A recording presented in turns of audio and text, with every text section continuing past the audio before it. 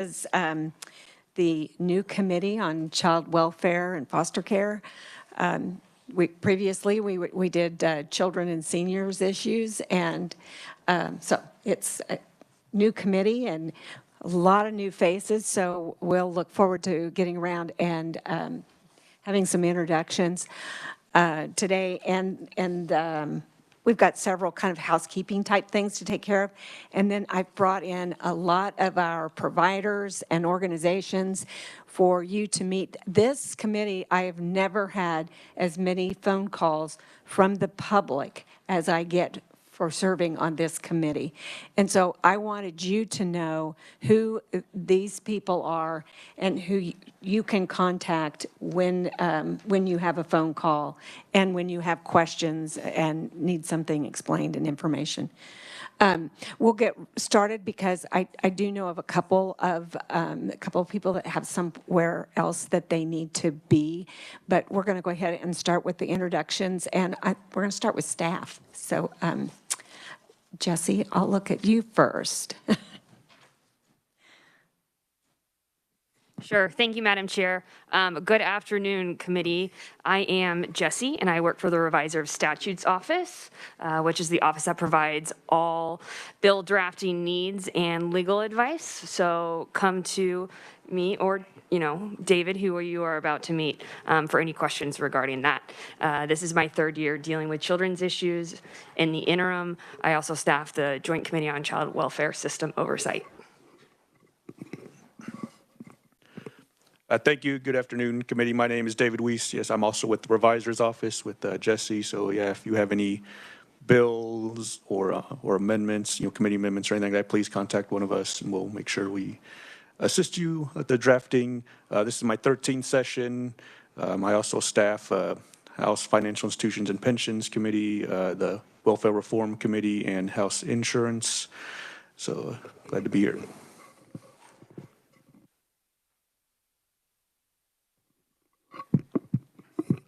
Good afternoon, everyone. I'm Natalie Nelson. I'm a principal research analyst with the Kansas Legislative Research Department. We draft the SUP notes, we staff committee, obviously, do a whole host of policy research for you guys. This is my 9th session, and I joined Children and Seniors last year, mid-year, and I also staff the Joint Committee on Child Welfare System Oversight. I'm Iraida Orr, also with the Kansas Legislative Research Department, and this is my 14th session. I have done a variety of topics, primarily related to health and social services, aging, children's issues. This year I'm staffing Senate Public Health and Welfare and Senate Financial Institutions and Insurance, the Welfare Reform Committee, and then this committee, and then I've also staffed Child Welfare System Oversight and related committees in the past. So my name is Dylan Deere. I'm a managing fiscal analyst. So we're on the fiscal side of our department. I am presenting the budget for the Department of Children and Families this year. As far as other committees I staff also staff social services budget, welfare reform, House appropriations, and Ways and Means. So the standard fiscal slate of committees as well. And my name is Jacob Bryan here. I am the AV tech, so I will be running the live stream as well as making sure that everything is up and running here with all the cameras and everything. So yeah, I'm your resident AV tech. Great. Okay, well, I should have started off. I'm the chair of the committee. I'm Susan Concannon. I have served in the legislature 10 years. This is my 6th term. I'm from Beloit. The area that I represent is North Central Kansas. I represent Mitchell and Ottawa counties. I have half of Cloud. And then I've got a new chunk of Saline County and Salina. I think we'll go which way we want to go. We'll go to the right. Thank you, Madam Chair. Tim Johnson, 38th District in Leavenworth and a portion of Wyandotte County now. Redistricting took me out of the Johnson County area I once served. This is my 2nd term, and I was on the committee with our chair, and I feel that it was a calling because kids are my purpose. I'm sorry I was late, but I was upstairs for the press conference involving sexual abuse on children. I think we may hear that at some point. I did serve as a child abuse investigator and time with the state in my law enforcement career, and then I have taught school up until coming to the state. And I thank you for all the things that you do, the people that are going to be here. Hi, I'm Susan Humphries. I represent Far East Wichita and Andover. This is my fourth session, so seventh year. I'm super happy to be back on this committee with Chairperson Concannon. I left for a little while to do the budget side of things, and I was on appropriations, but happy to be back doing policy things now. I'm an adoption attorney in Wichita. I still practice, and so that's kind of my side gig besides this full-time job that I have. And I'm also on the Child Welfare Oversight Committee, which I feel like we're getting good things done, and this committee will just be a continuation of that. Thank you. Thank you. My name is Cindy Howerton. I am from South Wichita, North Hayesville, little sliver of Derby. This is my first full session. I served for 1 year to complete Representative Howard's term after he passed, and I am excited to be on this committee. I know it is a heavy committee, but I'm ready to take on that. I'm very passionate about protecting children. I am Allison Hoagland. I represent House District 15, which is in Olathe. This is my first time, so I plan to learn a lot from all of you. Thank you so much. I'm Jared Owsley. I represent the 24th House District in Merriam, Kansas, and this is my 9th year on this committee, or this committee in some shape or form. Thank you. Yes, I'm Paul Wagner from Hutchinson, the 104th House District.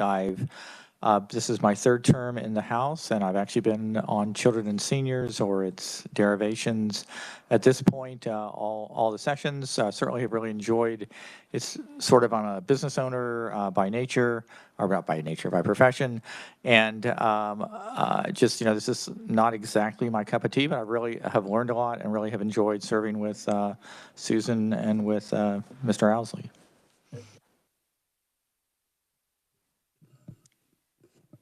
My name is Leah Howell, and I serve District 82, which is Derby and Mulvane by Wichita, and a little bit of Sumner County. And I am very passionate about foster care and adoption, and have experience with both of those in my family. And it's certainly important to our entire state and all of our individual districts, without question. Hello, my name is Sandy Pickard. I represent District 88, which is southeast Wichita and a mile into Butler County. I'm an RN. I've been retired for 2 years. A lot of my career has been work with pediatrics, so I've been around kids a lot and seen a lot.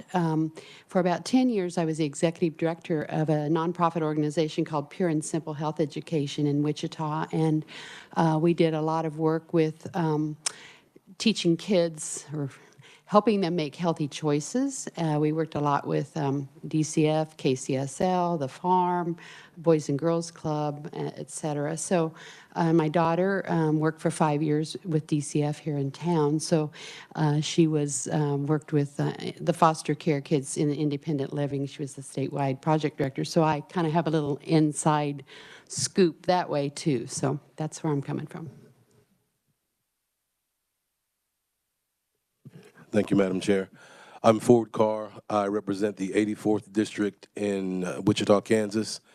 I always feel compelled to, during my introductions in these committees based on the demographic makeup of them, to remind everyone that clearly I'm African American. You can see that. So culturally we'll have some differences. I speak to that from the standpoint of the children. Our African American and minority children will have differences as well.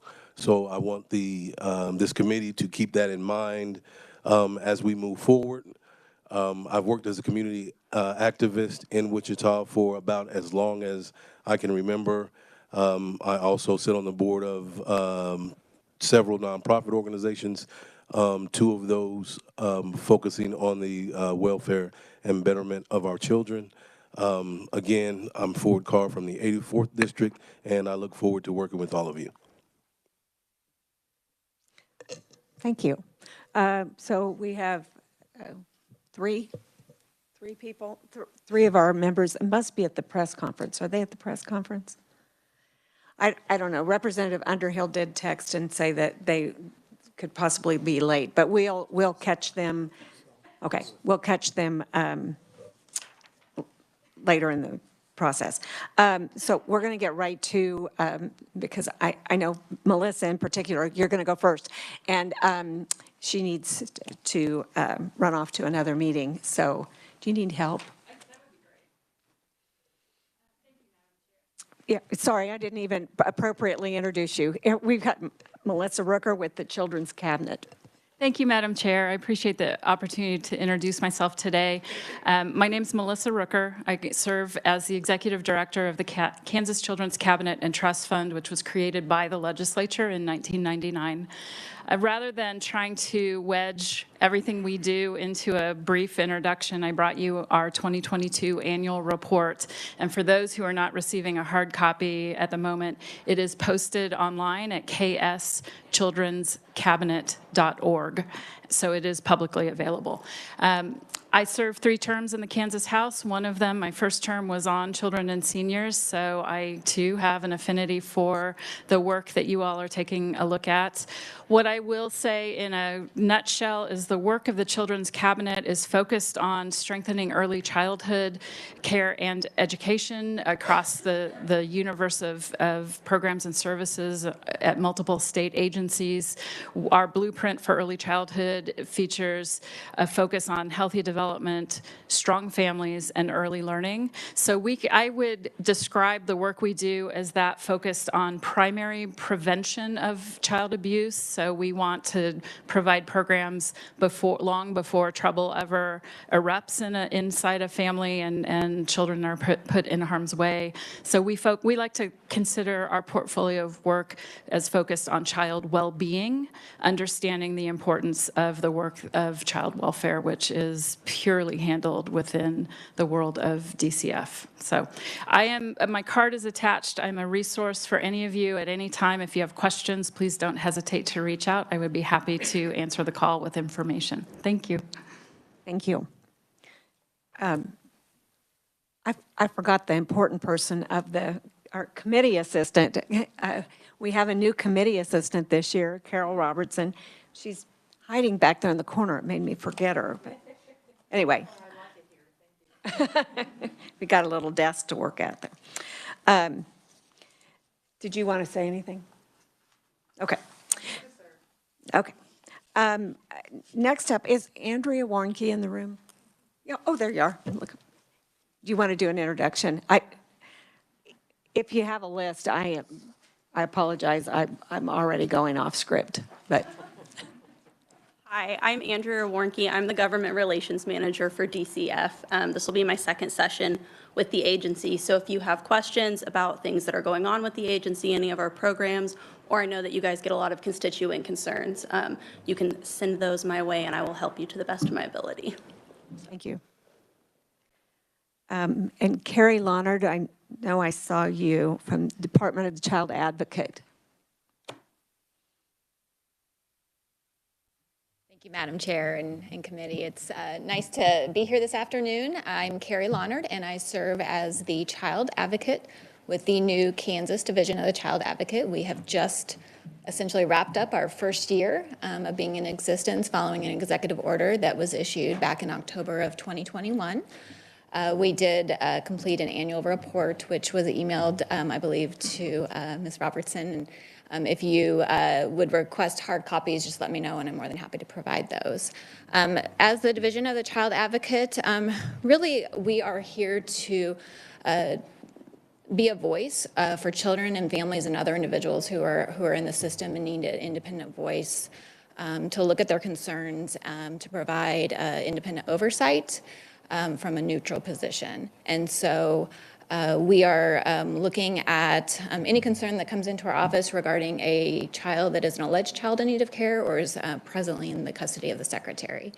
And with that, as we look at those concerns and do that investigation, then we are also then looking at policies and procedures and how those are impacting our child and family well-being, providing policy and legislative changes that we think may have positive impacts for our families.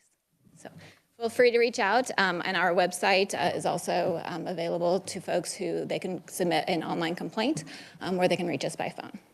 Thank you. Thank you. Next up, we have Mike Fonkert, who is joining us via WebEx with Kansas Appleseed. Good afternoon, committee members. Can you all hear me? Maybe? Oh, yes, we can hear you. Excellent. Thanks. Okay, great. Mike Fonkert with Kansas Appleseed. I am a policy director and handle our work on criminal justice and youth justice and foster care issues. And you'll see me in the State House quite a bit, except for on days where I don't have a babysitter. So that's why I'm at home today. But we have worked extensively on foster care issues as an organization over the past 5 years. In particular, we've worked with many members of this committee over that time on many different issues, Office of the Child Advocate, and a variety of other foster care reforms. So our position is we are a nonpartisan 501c3 legislative advocacy organization, and our involvement in foster care is really aimed at using data and research and best practices to improve the Kansas system in terms of access to mental health care, and I mean, really improving the system across the board. So we can be a resource to you all as we have lots of data. We have a lot of relationships with national partners that can get data that we don't have. And so we're really here to help in any way that we can and make sure that we are making changes that really help kids in Kansas. So you'll see me around a lot, and I look forward to working with this committee. Thank you. Thanks, Mike. Okay, next up, I've got Kay Fan, my new best friends from the elevator. Good afternoon, Madam Chair and Vice Chair and all the members of this committee. I am Minister Nina Shaw-Woody, and on my right is Denise Fleming, and on my left is Lakeisha Johnson. We are with Kansas Family Advisory Network. We have an outreach ministries to families. We are statewide. She's in Coffeyville. She's in Wichita with me. We have offices in Topeka and Dodge City, and we provide prevention and intervention services to families at the root level. We believe that there is no perfect families. We provide support, education, advocacy, training, and spiritual support, because that is needed as well. And we do everything that we can to help family. And I am so glad that you're here, and I'm so glad we got so many from Wichita. I'm like, yay! I'm sorry, y'all. But you are all welcome to come and learn and see what we do, because we want to restore our families. Kansas got a lot of hurting people, y'all. And you are here, oh my God, I feel the Lord. You are here to serve them, and we want to do our best with you to be able to make a difference in their lives. So thank you for having us today. God bless you. God bless you. Thank you. Thanks for what you do. So next up, I've got Rachel Marsh, and I believe she's WebEx.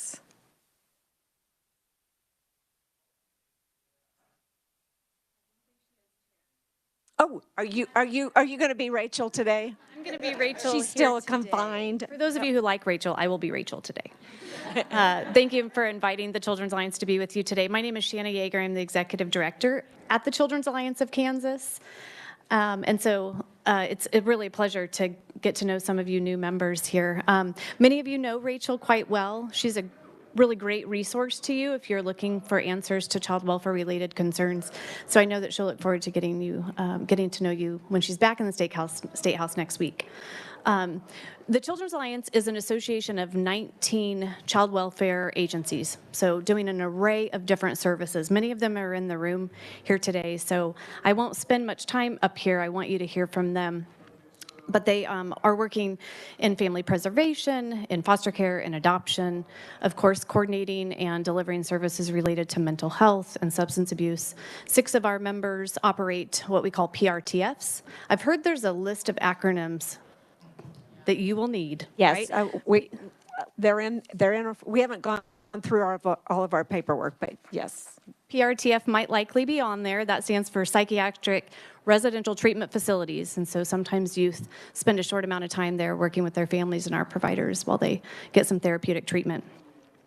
So we represent those 19 agencies, roughly 5,000 different employees across the state who are doing child welfare related services.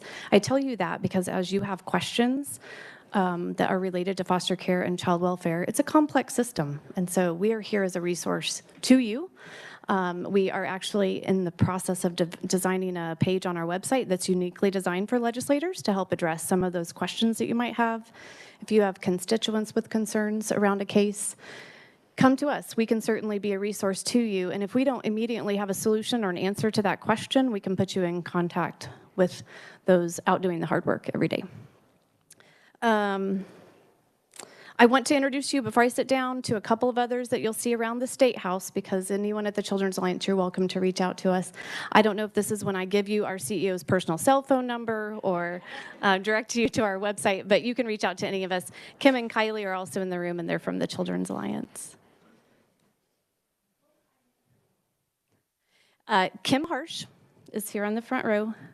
And Kylie Childs is one of our practicum interns, and she has worked in foster care, and so she has a lot of experience. Yeah. Thank you. Okay. Yeah, thanks, Shanae. Next up, I have Jeanette Owens from Deca.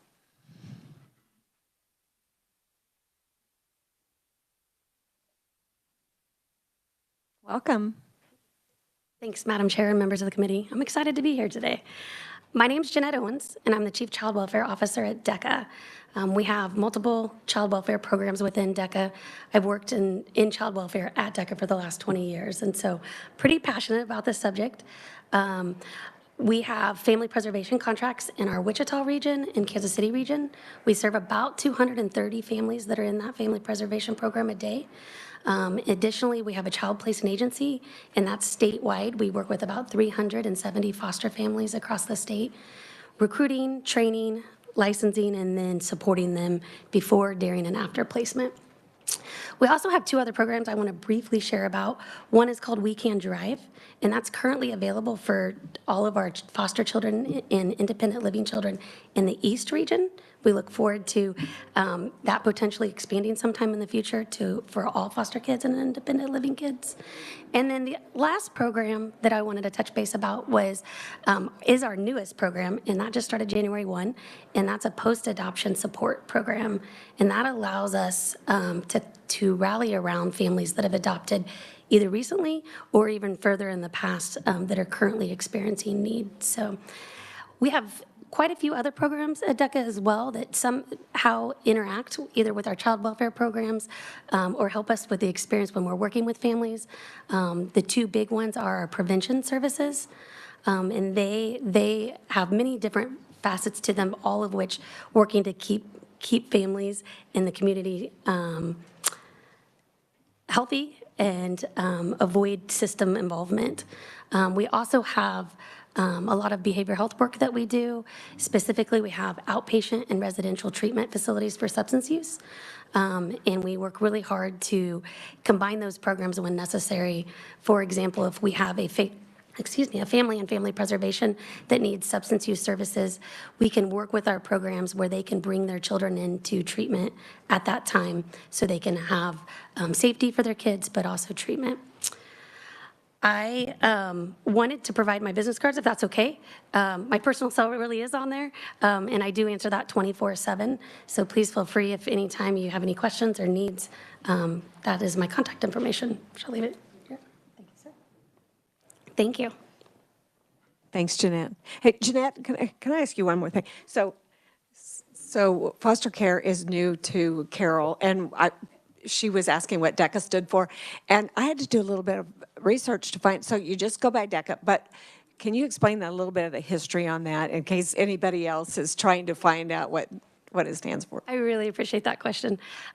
So when we initially started in 1974, we were Douglas County Citizens Committee on Alcoholism. And then we grew past Douglas County, and we grew past substance use treatment. And so we shortened it because we didn't want to lose our name, but we also knew it needed to expand. So we shortened it to just be Deca. We went by that for a very long time, continue to go by that. We are just Deca. We regularly, probably a couple times a week, I get asked, what does it stand for? And I used to always say nothing, and that didn't feel great either. And so we do have a saying that we say with it, but we really do go by Deca. Okay. Thank you. Thank you. Okay, next up we have Matt Stevens from St. Francis Ministries. Oh, I skipped one. That's all right. That's okay. Well, she probably doesn't think it's okay, but no, you go ahead. Be quick. Yeah, no, you.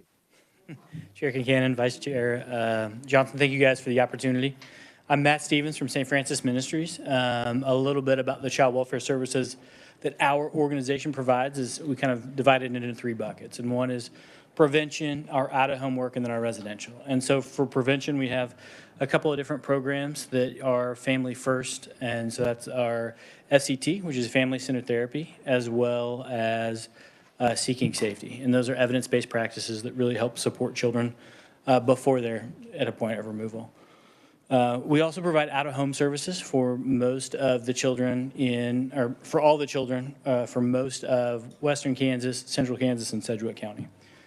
What that looks like is case coordination, really making sure that following the assessments, the children have the needs that are met to meet their permanency goal, which ultimately we really hope is reintegration. If that's not possible, obviously adoption, and if that's also not possible, then independent living.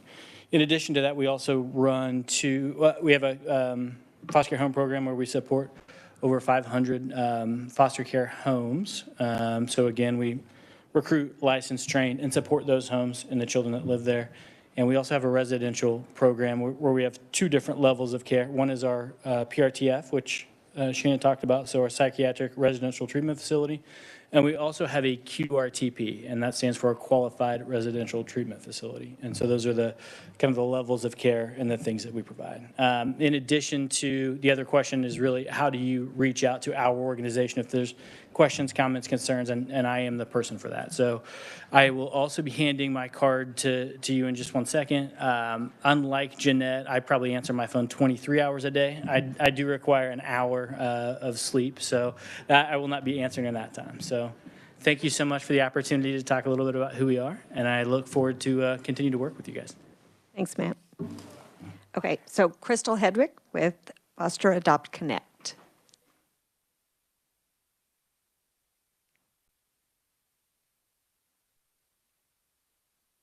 Thank you, Madam Chair. Hi, Crystal. I won't hold it against Matt that he cut in front of me.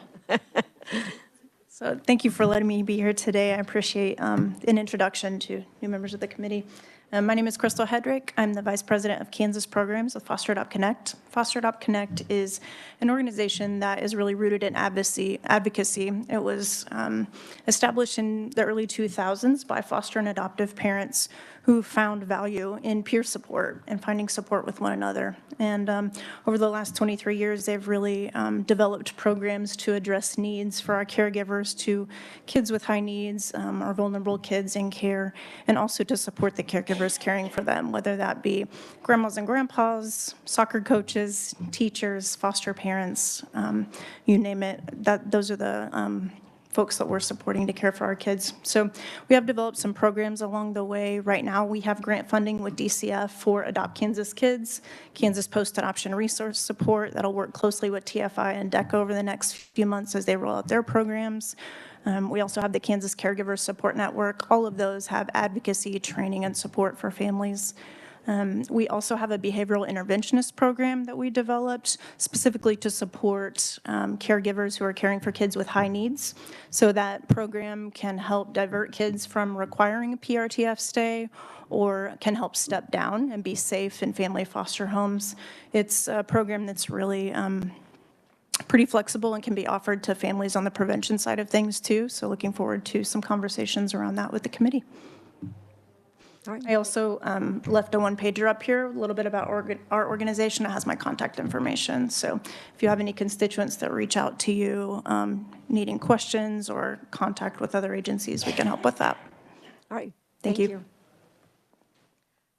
Next up, Linda Boss with KBC. Hello. Hello.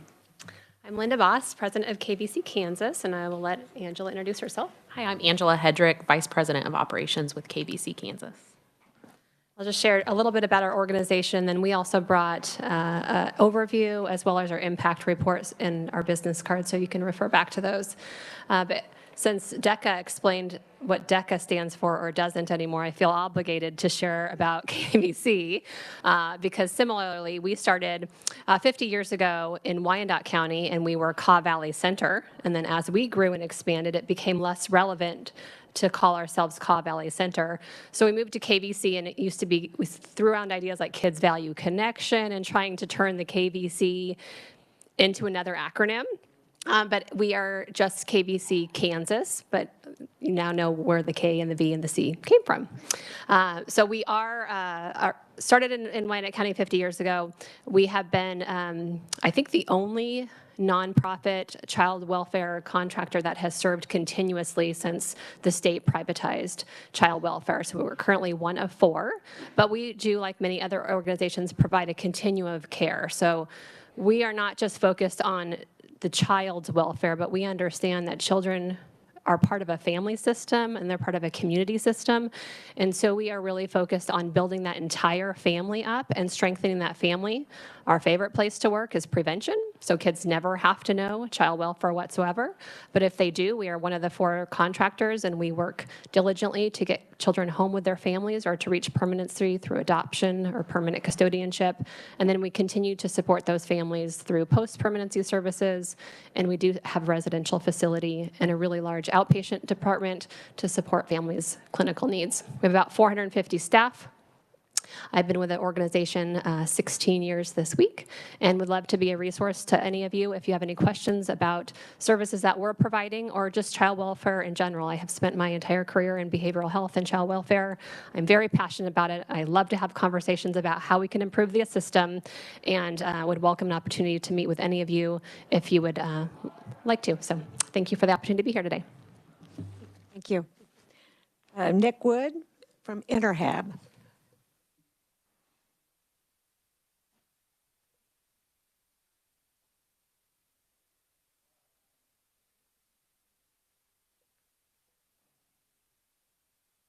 Thank you, Madam. Thank you, Madam Chair, members of the committee. I'm Nick Wood. I'm here for Matt Fletcher, who's our executive director at Interhab. Matt's at an association meeting in Baltimore today, or might be on his way back. But Interhab is an association of service providers who provide services to people with intellectual and developmental disabilities across Kansas. We have 44 members and cover the entire state. Interhab was begun as CARF back several decades ago, 53 years ago, as a matter of fact. And really it was formed by parents across the state who had a child with an intellectual or developmental disability. Back in those days, folks would literally take out ads in their local newspaper to find one another. Then they would approach their counties or other policymakers for funding. And that's really how a lot of the support services for people with intellectual and developmental disabilities began. Over the years, they decided they needed representation in Topeka, so they formed an association, and here we are. So most of our members provide services on the IDD waiver, so Intellectual Developmental Disabilities waiver. It's one of 7 home and community-based service waivers that Kansas has. There's a number of big issues, and you'll definitely see us over here and hear us. We, every year, host an advocacy day here in Topeka that gets kind of loud and a little rowdy, perhaps. There will be several hundred folks here filling the room outside. This year, we're pretty well focused on some issues around targeted case management. Of course, funding and sustainability of our IDD system, and also complex needs for people with intellectual and developmental disabilities, which complex needs are behavioral health, medical health, and age-related conditions. So whereas the waiver provides services for long-term support and services, so that's personal care largely, people with intellectual and developmental disabilities also have an assortment of health needs that they need support for. And so we advocate on a lot of those issues right here in Topeka. With that, I'm happy to stand for any questions. Okay, we'll hold those for the end, but thank you. Follow up anytime if you have any questions about HCBS waivers, IDD services. Thank you. Okay, thanks. Kyle, I've got you up next. Kyle Kessler with the Association of Community Mental Health Centers of Kansas. Good afternoon, Madam Chair, members of the committee. I am Kyle Kessler, Executive Director at the Association of Community Mental Health Centers of Kansas. We represent all 26 licensed community mental health centers around the state. So every Kansas county has a designated mental health center. Some mental health centers serve as many as 15 or 20 counties. A lot of them, about 9, serve only an individual county. So it varies across the state. We have about 5,000 employees serving 145,000 adults and children each year. Our connection to the child welfare system is certainly that we serve anyone regardless of their ability to pay. So a lot of those referrals might be made from a child welfare case management agency like KBC or TFI to a community mental health center like ComCare or Johnson County or High Plains as an example. So we look forward to working with you all, and we'll answer questions as you have them. All right, thank you. Next up, I've got TFI with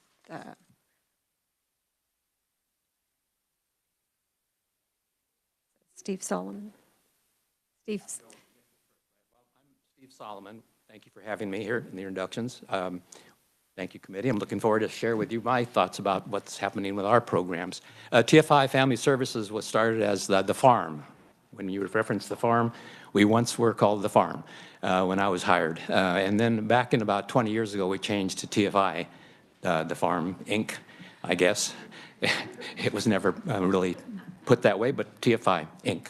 We're a private not-for-profit corporation that began in the 1960s in Lyon County, and now we've grown to about 520 staff throughout the state. We have national accreditation from the COA, the Council on Accreditation, for the programs at foster care, adoption, case management services, and anything else we need to have it for. My role is Director of Public Policy. I serve as kind of an internal consultant to the CEO and doing program development, and I get to do good things like serve on the Children's Alliance board and work with people like Rachel Marsh. How good can it get?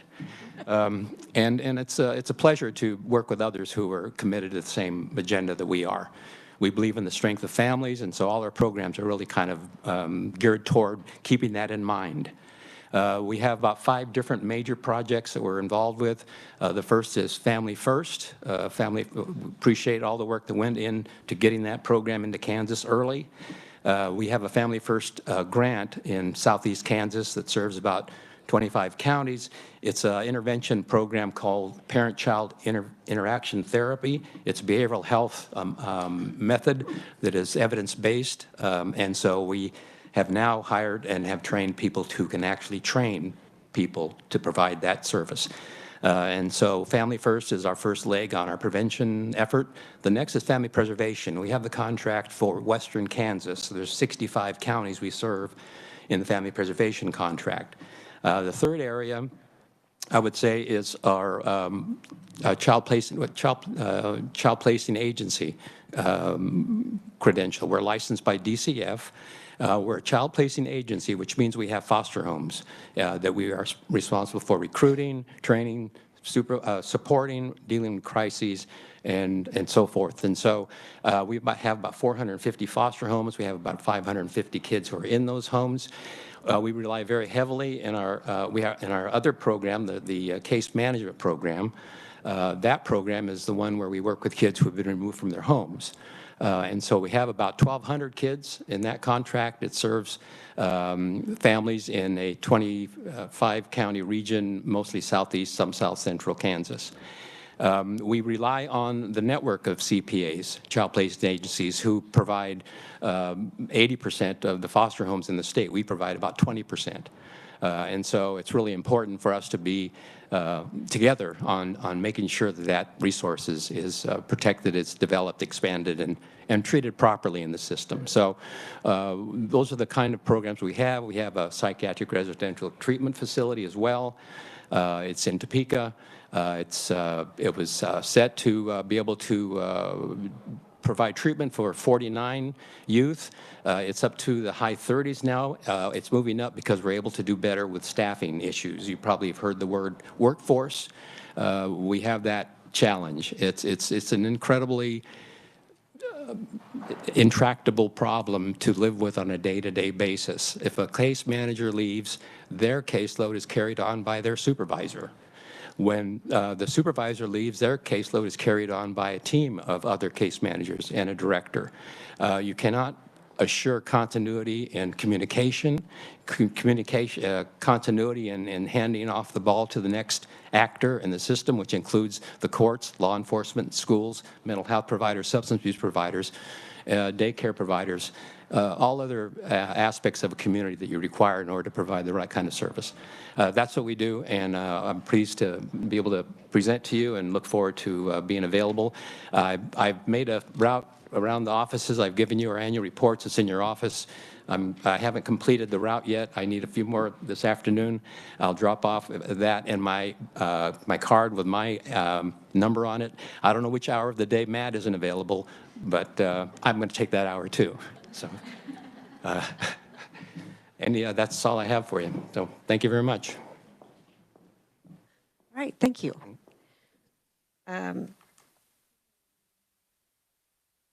I've got Rochelle Roosevelt. Is she, Steve, is she also with TFI? Is Rochelle? Yeah.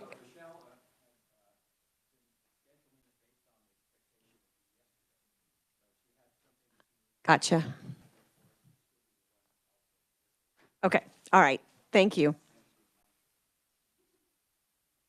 Okay, next up I've got Gail Cozad with Kansas Children's Service League.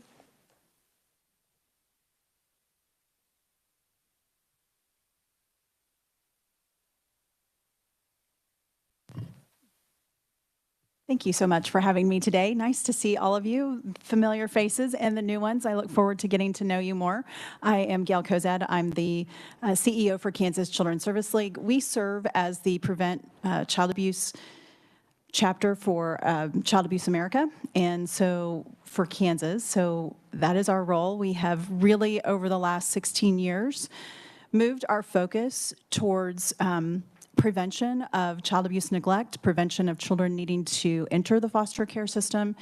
And most recently in 2022, we actually, I don't want to say closed the door on our work in child welfare, but we did make the decision, a very difficult decision, to no longer recruit, train, and sponsor foster homes. So I come to you as an organization that really is looking at upfront prevention work, how to hopefully decrease the number of children that are in foster care, and as a result, decrease the burden that you have on a system that is already overloaded, overwhelmed, and hopefully help the children that are in foster care who need it the most. And so I actually had sent some information to Carol. It does have my contact information. I am happy to be a resource to talk to you about some of the things that are going on nationally that might be replicable or things that we're already doing here in Kansas that would help with that effort and that initiative. So thank you very much. Thanks, Gail. Okay, next I've got Boys and Girls Club, Don McWilliams.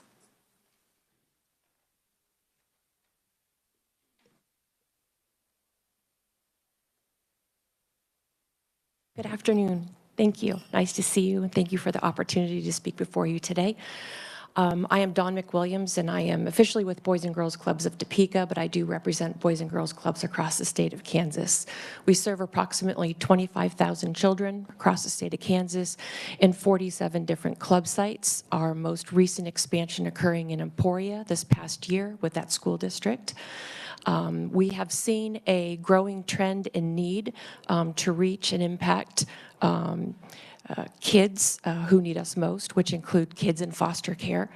86% of kids' time is spent out of school. Boys and Girls Clubs focuses on out-of-school time for youth. So meeting the needs of youth who need us most is critical and essential. That includes homeless youth, that includes youth in foster care, and youth who are identified at or below poverty level. Care for kids needs to be accessible, needs to be quality-driven, and needs to be safe.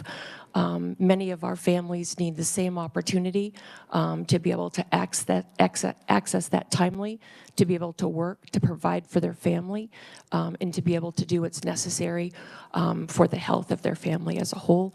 That has become increasingly difficult, as has it for our foster parents, which continuously is articulated in the ability to secure out-of-school time care for school-age youth, specifically teens. That has been our largest growing population of youth at Boys and Girls Clubs, are teens in foster care.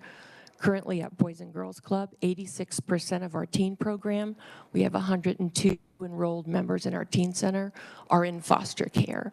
The majority of those teens are in group home settings in state custody. Our priority is to help wrap ourselves around those kids and help them be successful and develop a plan for life after they graduate. We position ourselves as partners with the school and other entities, many of whom you've heard from today, in order to support those kids when they're out of school during the majority of their time. Okay, thank you. Thank you. So next up I have Justin Horton with Cornerstones of Care. Yeah, there, thought I saw him. Morning, all. I loathe prepared statements, but my handlers told me I had to read from a script. I do things a little bit different than others, so if you'll bear with me. Thanks for having me today. My name is Justin Horton. I am the Chief Program and Innovation Officer at Cornerstones of Care. I'm joined today by our lobbyist, former Representative Patty Markley. A reminder, I saw one with Representative Carr. You should have had a folder handed out to you that sort of described our services in Kansas. It has my business card in it.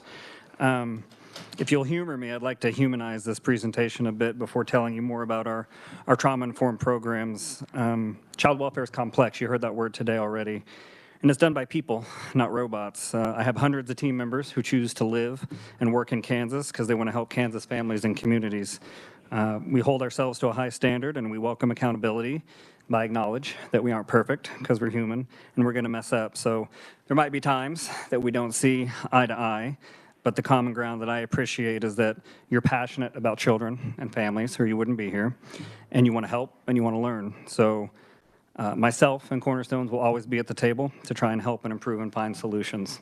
So with that being said, I was born at Wesley Hospital in Wichita, Kansas, to a father who was stationed at McConnell Air Force Base and a Wichita State graduate, and to a mom who's a Wichita South alum.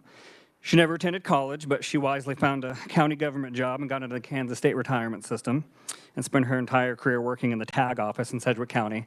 If you got tags in the 80s, 90s, or 2000s, you most likely met my mother in Wichita.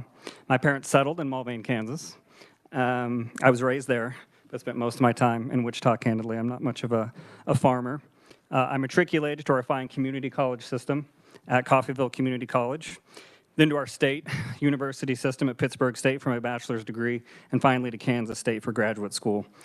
Postgraduate school, I lived in Tonganoxie. Representative Johnson, we got to see Joy Meadows, so thanks for facilitating that.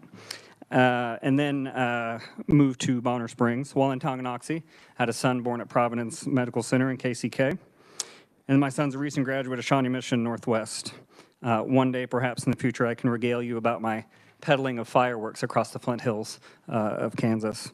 I say all this because it's important that we humanize this work, because the work is hard, and I'll be standing up in front of you in the future, and you'll probably be irritated with me, or something that my staff did, but I think we are all different and unique, and it's important to remember that we are human. So if you take just one thing away today about Cornerstones, I hope it would be that we desire for Kansas children to be safely with their immediate family. And if that can't be with their immediate family, then they should be with someone that they know. Our daily efforts are focused to helping make that happen. So here's how we do that, briefly.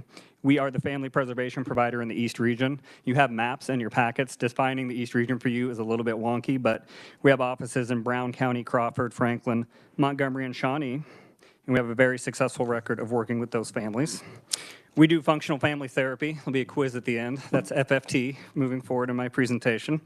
That is an evidence-based therapeutic treatment model for youth and families, really geared towards those who've been referred by the juvenile justice, mental health, school, and child welfare systems. You hear so much about juvenile justice. There are evidence-based programs out there that are geared toward those populations.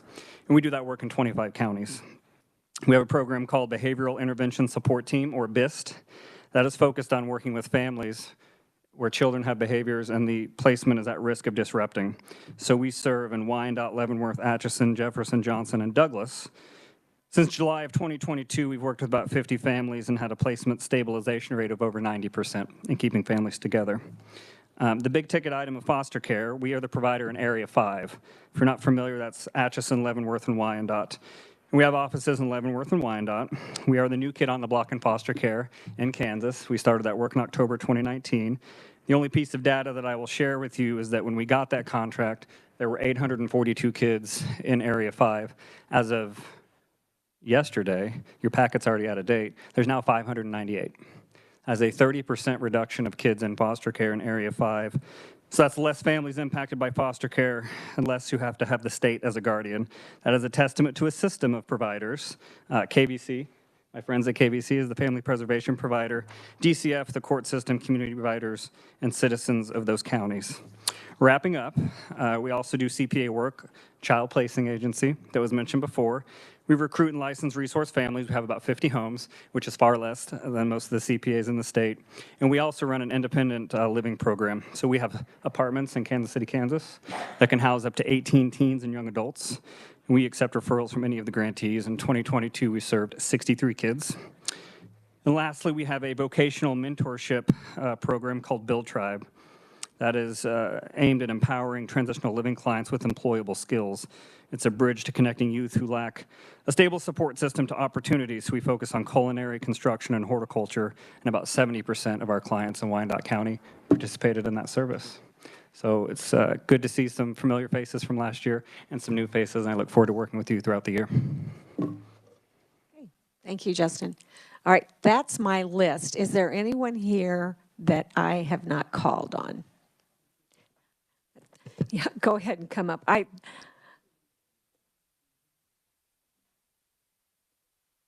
Thank you for saying something. I was looking at you and I knew that I hadn't. Okay. Yes, thank you, Madam Chair and members of the committee. My name is Casey Dahlke, and I am the Executive Director for Children's Advocacy Centers of Kansas.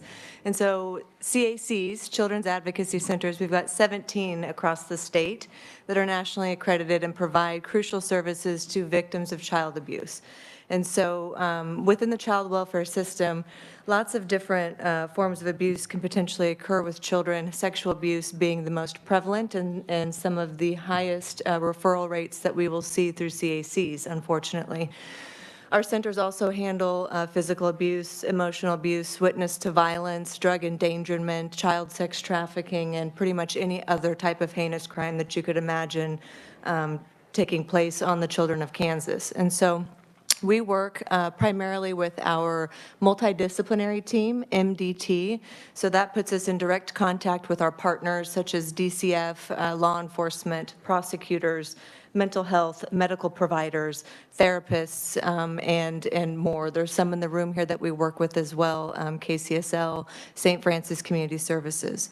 So I've got a brief annual report here. We were able to serve 4,391 abused children of Kansas through the last fiscal year.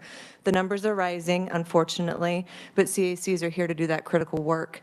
When our staff are not providing those direct services of advocacy, forensic interviewing, therapy, they're making referrals to victim-centered services that can help further the hope and healing for the children and families. We provide that support as well to non-offending caregivers as well as foster care agencies that have placement of the children. And so I think that I'm really excited to be here and be able to represent CACs in the work that we're doing. It's crucial work, and I was working directly at a center prior to this role, so I have many, many years of experience of talking directly with children who've experienced these types of abuses and holding those perpetrators accountable through court systems and putting them in jail. And you know, I think that is just, it's a double whammy. We're keeping our kids safe, we're keeping our communities safe, we're holding perpetrators accountable, and I look forward to working with this committee and any questions that I could potentially answer to assist any of you. You know, we have the unique ability to work with many different child welfare partners, and so we have a pretty broad span of what goes on in many of the different agencies that we partner with. So I look forward to working with you all, and if you have any questions, please don't hesitate to reach out. I'm going to leave my business card here as well as just a brief snapshot of some of the work that we did so you guys can have that. Thank you very much. Great, thank you. Is there anybody else? Oh, yes, sister.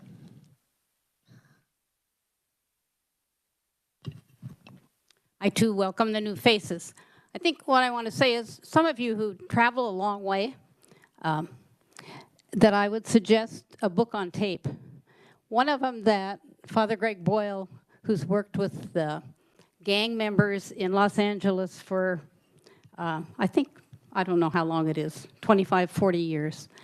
But he says if you give gang members a job, they might not go back to their gang activity. If you give them an education, they might not go back. But if they are healed, they will never go back. So we see behind us a whole army of people who are into healing these children and the families. Because they talk about, and how does that happen? So I just want us to keep our eyes on that prize. What brings healing for these families? Because I've been around a long time, and the children taught me a lot when I spent 9 years at a residential treatment home here in Topeka. And nobody does this job well. The state is not a good parent. I've watched it, not the Republicans, not the Democrats. So I would advise, as I said earlier, please don't play the blame game, but look at what will bring healing to the families in this state. And thank you for your service and your willingness to serve on this. Thank you, Chair. Thank you. And Sister, would you, so that everyone knows who you are, would you tell everyone your name? Put sister on my name tag, so I had to go over to the lobby center today and say, you didn't put sister on my name tag. So I'm going to get a new name tag. I'm a sister at Charity of Leavenworth. And this summer, we'll celebrate 60 years as a sister. I've been around these halls since 1987, and I started with work against the death penalty because I don't believe that violence is an answer for anything. And so the child welfare issues are still deep in my heart with a lot of other issues. Does that do it? Yeah, we need your name for the... Sister Therese Spangert. Bang like a firecracker, ERT.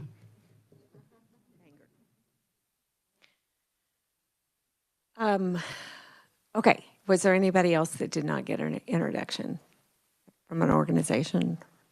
Okay, we'll back up to some of our committee members and Representative Underhill and Representative Lewis. We just went around earlier and just did a basic introduction. Representative Jeff Underhill, 65th District, Junction City, Gary County. Insurance agent is my day job. I actually am on this committee because I have experience as a foster parent as well, and have dealt with a couple of your agencies, so I look forward to helping. Thanks. Good afternoon. My name's Bob Lewis from Garden City. Am I being heard? Okay. I'm a lawyer. I represent survivors of childhood sexual abuse. I just came from a press conference about that issue.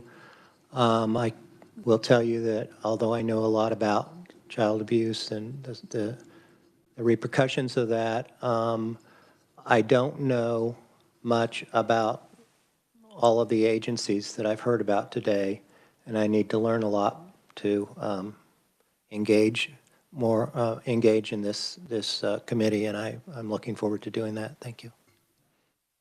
Thank you. Yeah. And if anyone, I'm just going to ask if anyone had turned in any testimony for today, if we could get an electronic copy of that.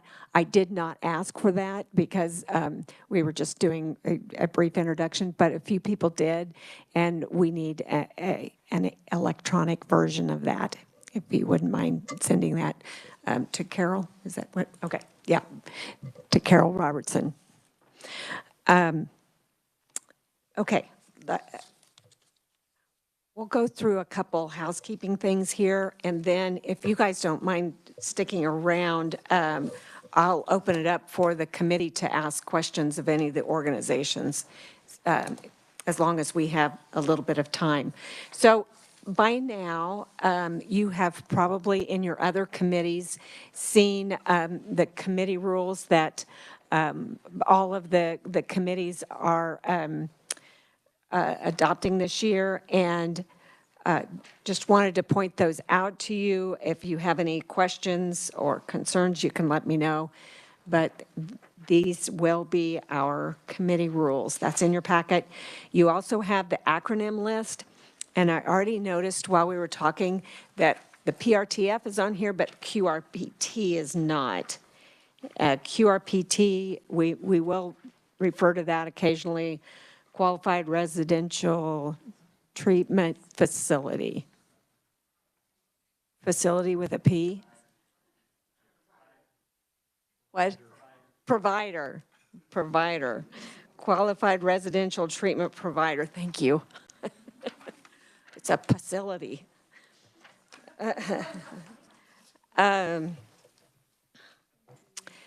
You have a list of the committee and some the office phone numbers and the office number and a bill tracker.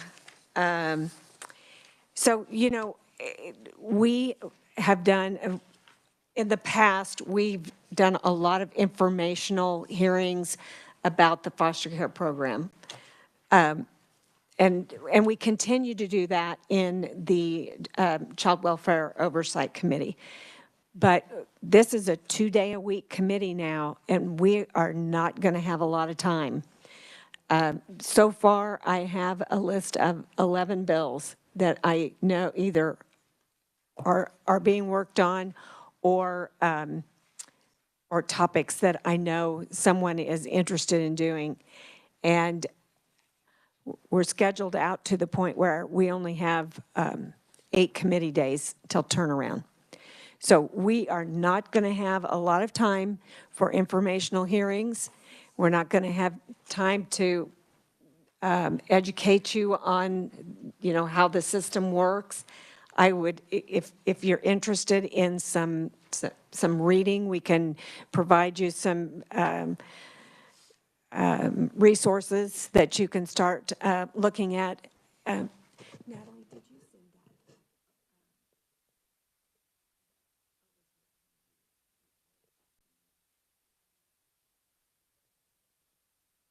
Okay, so we're still in the draft phase of the recommendations that came from the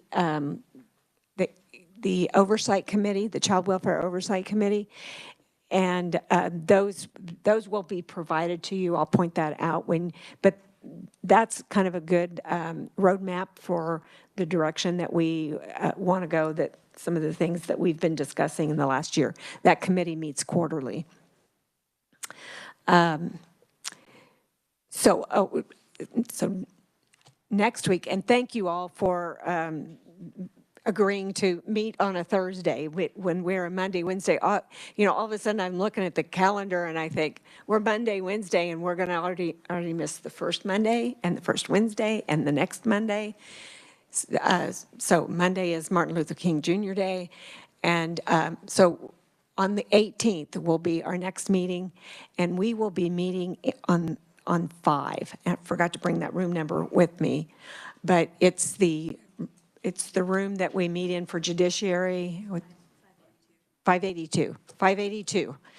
We're going to have a joint meeting with Corrections and Juvenile Justice, and have some discussion about the crossover youth, the foster kids that are also involved with the juvenile justice system. And I'm really looking forward to it. We've got a really good lineup of conferees. And so the same time, it'll be Wednesday at 1:30, but different room. And then I'll just tell you that we've already confirmed that the Secretary Howard will be here then on the 23rd. And we'll kind of just do a foster care 101 and kind of go through the process.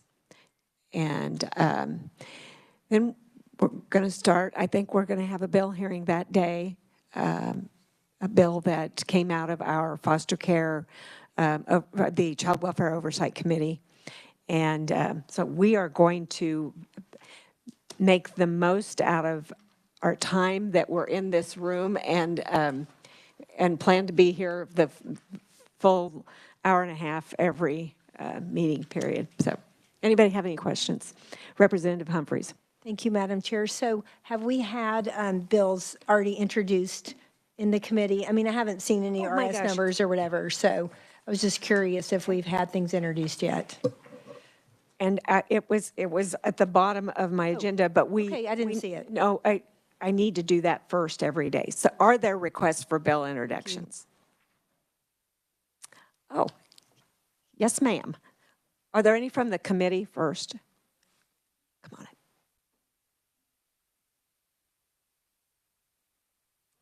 Thank you, Madam Chair. Yes, Mallory. Thank you. My name is Mallory Lutz with Little Government Relations on behalf of the Kansas Chapter American Academy of Pediatrics, here today to request introduction of RS 0233. This should be familiar to those of you who were here last year, and this establishes the statewide care or child abuse review and evaluation provider network. Okay.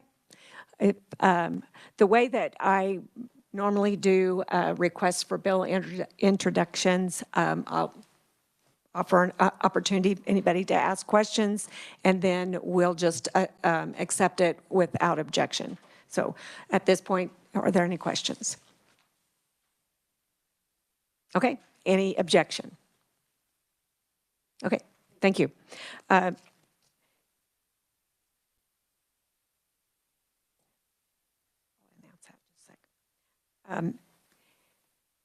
So yeah, on the bill that she just introduced, we passed that out of this committee last year, and it passed the House floor, and it kind of got caught up in some conference committee conflict. I'll just put it, that's the nicest way I can say it. But if you ask me outside of here, I can tell you some other things, but no. I'm just kidding. But we did get the funding for the pilot. I mean, we called it a pilot, and it is a pilot. And it is currently functioning, and so we would like to get that put into statute this year. And So we'll get that scheduled for a hearing real soon. And yes, to your point on the bill from the Child Welfare Oversight on the baby bassinets, is that the one you're, oh, just any of them. So that's the only one that we had, and that was read in today. So we have a bill number 2024. And that's the bill hearing that we will plan, right now at this point, plan to do that on the 23rd.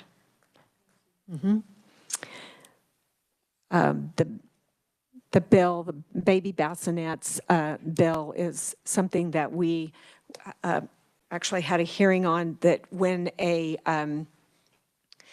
child is turned over to like a fire department or a hospital, the current law says that it needs to be handed to a person. And they have created these bassinets that are built into the walls of the fire station so that they can, if they are afraid to hand it to a person, it can be placed. But we need to change the statute in order for it to be legal in Kansas to do this. But it sets off an alarm with 911 and within the fire department, and it was so strongly supported that we did that the interim committee did a rare thing in requesting a committee bill from an interim committee. But it was accepted, and so it's very, very much needed. And we had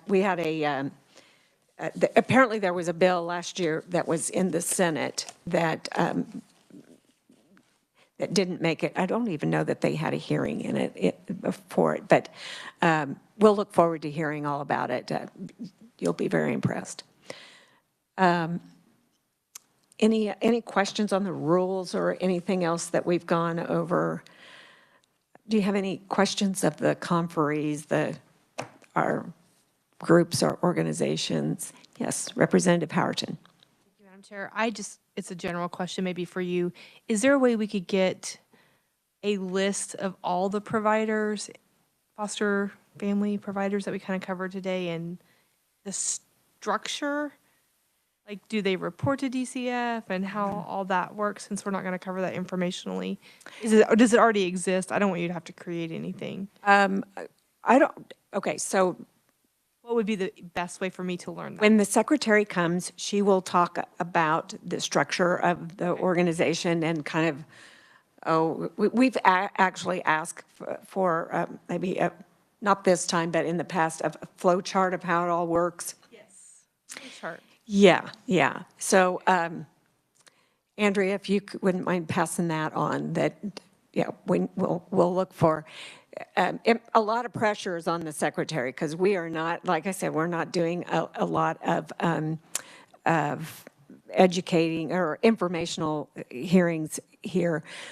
If any of you have questions, that Tuesday, Thursday time, I know that many of you are also on the Tuesday, Thursday committee, but I'm going to be in my office and working. So feel free to, you probably want to make an appointment because it's kind of filled up, but come in and visit with me. And I'm certainly not an expert, but I can help you walk through where we're at. I would say, I would speak for our vice chair and our ranking member that they would be willing to do the same.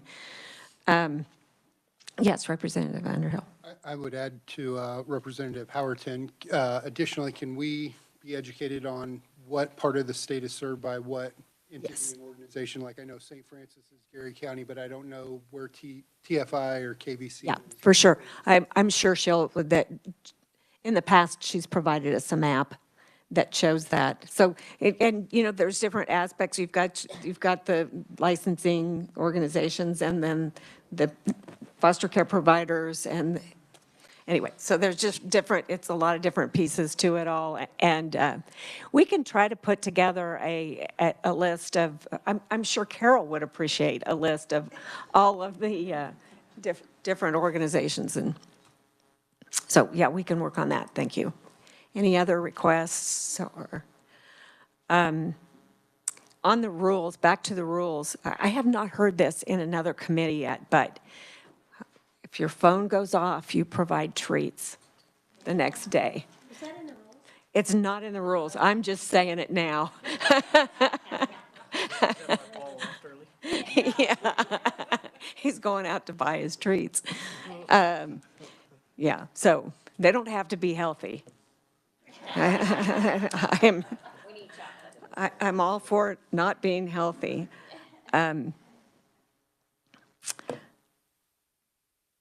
Okay. Anybody have questions for? I know this is a lot. There were a lot of people here today, and to put names with faces and with all of the other things that you're learning. And these two aren't even freshmen anymore, but there's still a lot to learn when you come onto a new committee. And yeah. Okay. Did I take care of everything you guys needed? Oh, that's an important thing to talk about. Thank you.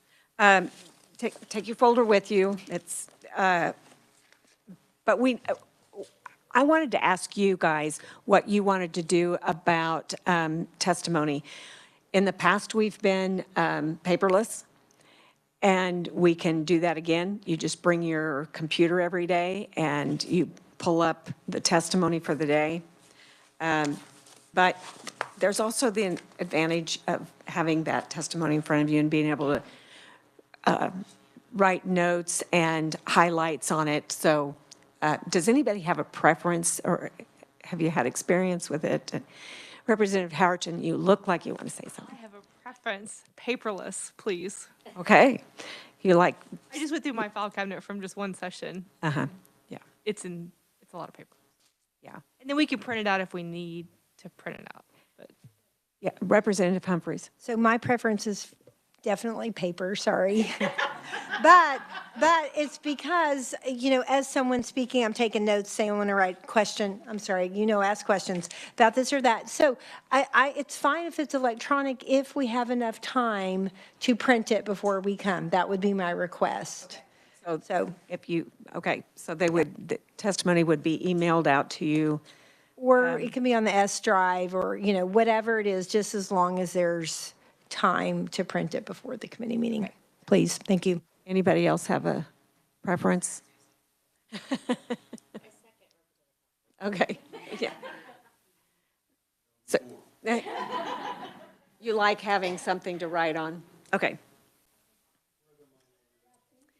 Well, we had a member last year that really struggled with it too. So I wasn't talking about you.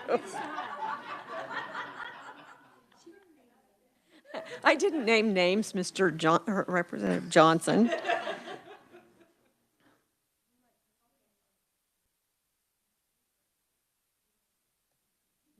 No, it's ultimately my decision, but I wanted some input.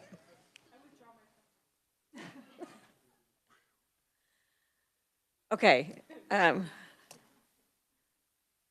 think that was it. I didn't bring my notes in. Okay, we're adjourned. Thanks.